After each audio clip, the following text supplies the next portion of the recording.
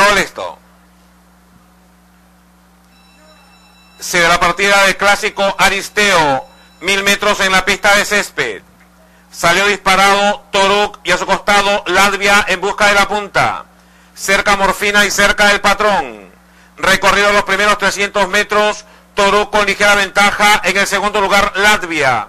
En el tercer puesto a 3 cuerpos quedó Morfina. A medio cuerpo ha quedado por fuera el patrón.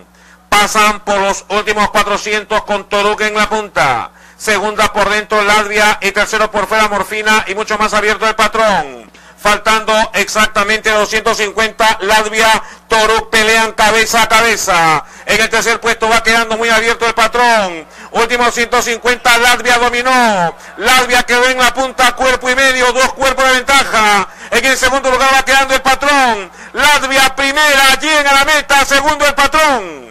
El tercer puesto para Morfina. Gana la quinta del programa el número 1 Latvia.